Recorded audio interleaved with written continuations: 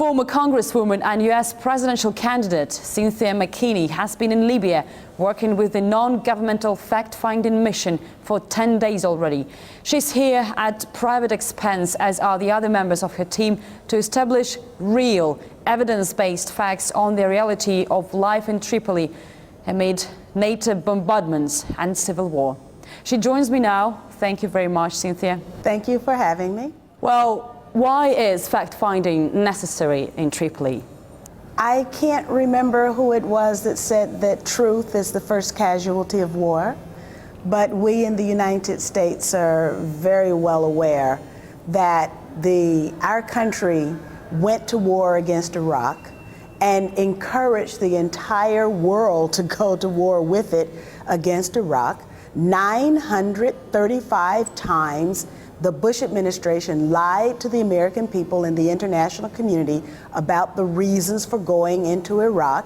And then, after the deed was done, we had our Deputy Secretary of Defense say, well, you know, we were in a room and we were just trying to figure out which lie the American people would buy. So we settled upon weapons of mass destruction.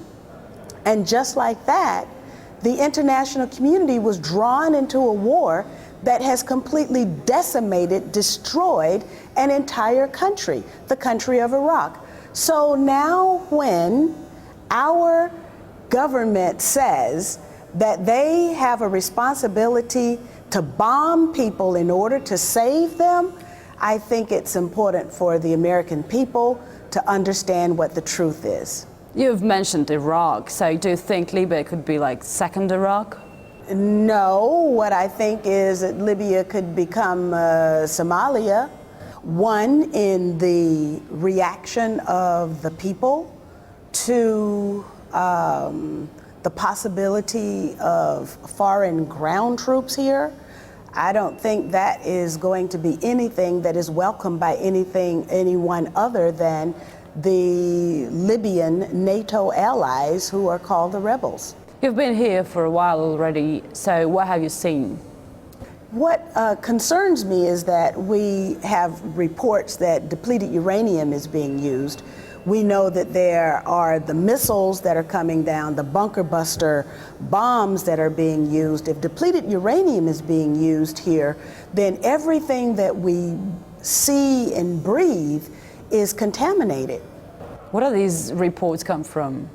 Actually, a member of parliament in the United Kingdom was the first person who mentioned the possible NATO use of depleted uranium that I am aware of.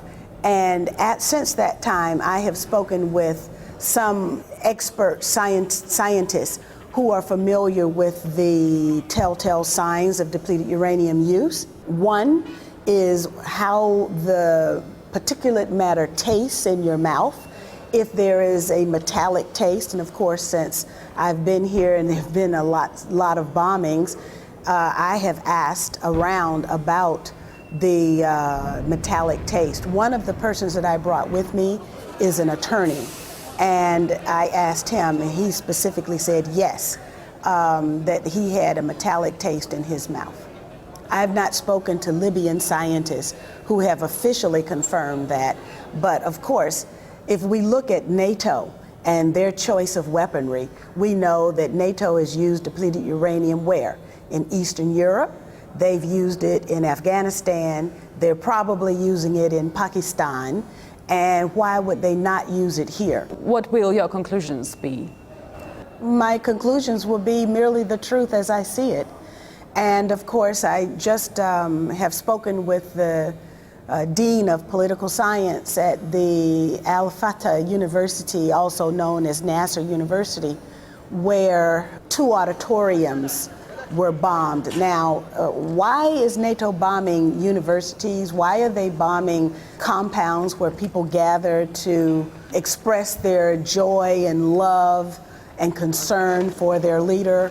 I don't know why NATO is choosing these targets, but these are civilian targets.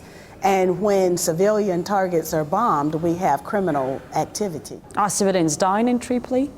Yes, we've also been to Al-Qadra Hospital And there we were able to speak with people and see their wounds. Now, I was able to see the wounds of the people, and they looked very similar to the wounds of those who experienced dime weapons. That's a dense, inert, metallic weapon that was used in Gaza. Now we've heard these massive bombardments from a distance, but what kind of effect are they having on the civilian population? This is another aspect of the NATO operation, and I'd like to stress this idea of collective punishment because, of course, we've heard of collective punishment in the context of Israel and its treatment of the Palestinians. But what we are seeing here is a kind of collective punishment as well, where NATO is preventing shipments of fuel and food and medicine to come in. There have been efforts to actually get medicine into the country that have been denied by NATO. Of course, it is impossible to go on any street and miss the huge queues of sometimes 3 and 4 deep of cars that go on and on and on and on as they queue up to get gasoline from the service station. This is a NATO policy, and this is also a policy of collective punishment. This is targeting the civilian population, and whenever you target a civilian population, you're committing a crime. You've been able to speak to people, I guess. Yes, I've spoken to people, and the one question that they ask me over and over and over again is why? That is the question. Why? And so when I go back to the States, I'm going to try and ask that question. Why? Why is this happening? Certainly, it is not for humanitarian reasons, because what is being caused by NATO is a humanitarian catastrophe. What could be the goal of this strategy, do you think? What we have to do, if we really want to understand the motivations of U.S. policy, we have to go back to what Ray McGovern, who is a former CIA analyst, had to say. And he described U.S. policy as being driven by O, I, and L. Now, what's O, I, and L? O for oil, I for Israel, L is for logistics. And so he described the logistics as those logistics that were needed by the neocons to carry out their policies on behalf of Israel. And if we look at the behavior of the NATO allies in Libya, the so-called rebels, what we see is they open up a central bank. So that means that, of course, the banking system that is independent here in Tripoli, in Benghazi, that banking system will be tied to the international banking system. They also have concluded agreements with Israel. Now, what are those agreements? One of those agreements is to provide a base for Israel in Libya.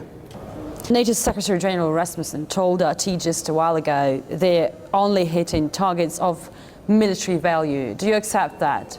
No, absolutely not. A university is not a military value. Certainly the murder of Muammar Gaddafi's son and grandbabies is not of military value. I went to that house. I saw the swing set, the foosball set. I took the journalists there, and there was nothing of military value there. It's just innocent people. Does that mean Rasmussen's military people are telling half-truths? I think there's nothing of the truth. What we're seeing here seems a bit personal now. Will they kill Gaddafi no matter what?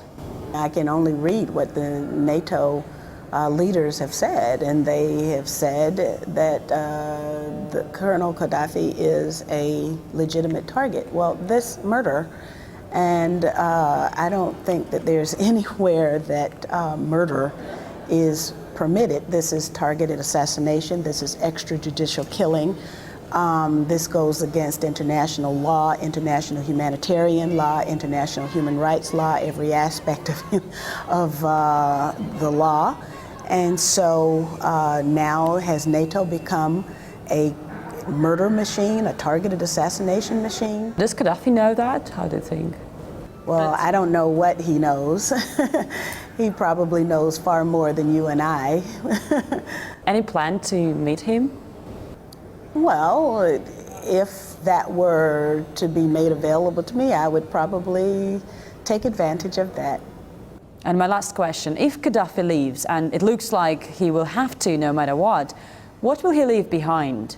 Well, I think that's a question that is more appropriate for the people of Libya. I know that I am here on a fact-finding mission and solely to understand the truth, to transmit the truth as I see it, because the international press largely are not telling the international community the truth. Thank you very much, Ms. McKinney, for being with us.